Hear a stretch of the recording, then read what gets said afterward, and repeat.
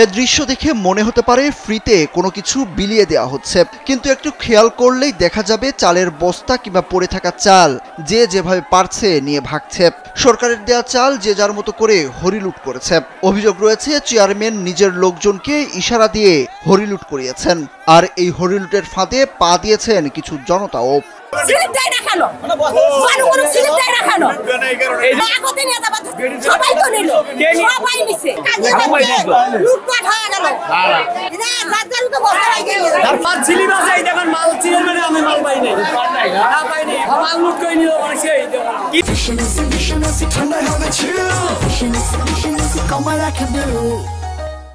পবিত্র ঈদ উল ফিতর উপলক্ষে ভিজিএফ কর্মসূচির আওতায় ইউনিয়নটিতে 4078টি দুস্থ ও অসহায় পরিবারের মাঝে জনপ্রতি 10 কেজি করে বিতরণের জন্য চাল বরাদ্দ দেয় সরকার। বুধবার সকাল থেকে বরাদ্দকৃত চাল টোকেন অনুযায়ী বিতরণ করতে থাকেন সংশ্লিষ্টরা।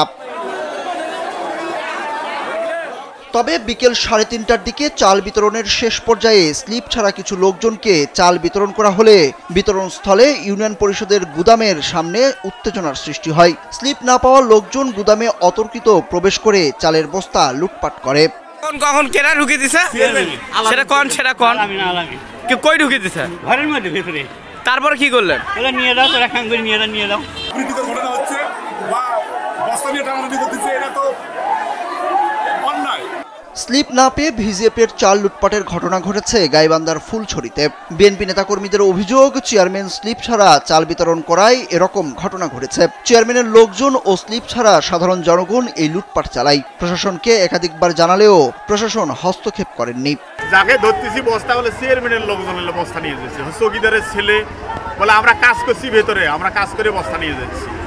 এইভাবে তো নেওয়া যাবে না, যেহেতু একটা নিয়ম কানুন আছে, সরকারের একটা নিয়ম কানুন স্লিপ দিবে। এ বিষয়ে উৎখালী ইউনিয়ন পরিষদের চেয়ারম্যান আলামিন আহমেদ জানান, চাল বরাদ্দ পাওয়ার পর থেকে স্থানীয় বিএনপির নেতাকর্মীরা চালের টোকেন দাবি করে আসছিলেন।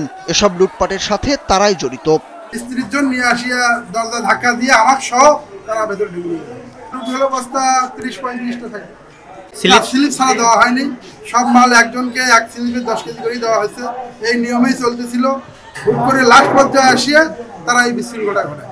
আর উপজেলা সমাজসেবা কর্মকর্তা ও দায়িত্বপ্রাপ্ত তদারকি কর্মকর্তা মনোয়ার হোসেন জানান, চাল বিতরণের শেষের দিকে গুদামের দরজার সামনে টোকেনধারী ও টোকেন ছাড়া কিছু লোক ভিড় করতে থাকেন। এক পর্যায়ে তারা জোরপূর্বক ভেতরে ঢুকে চালের বস্তা লুটপাট করেন। কিছু লোক আনুমানিক 20-30 জন পুরোপুরি করে একদম ঢুকে গেছে, যেটা হচ্ছে ভিতর থেকে গ্রাম পুলিশ এবং যারা মেম্বার বা আমরা ছিলাম, আমরা কন্ট্রোল করতে পারি। ফুলছড়ি উপজেলা নির্বাহী অফিসার জগৎ বন্ধু মণ্ডলের কাছে জানতে চাইলে ঘটনাটি তদন্তাধীন আছে বলে জানান তিনি। প্রতিবেদন জমা দিলে পরবর্তী ব্যবস্থা নেওয়া হবে বলেও জানান এই কর্মকর্তা।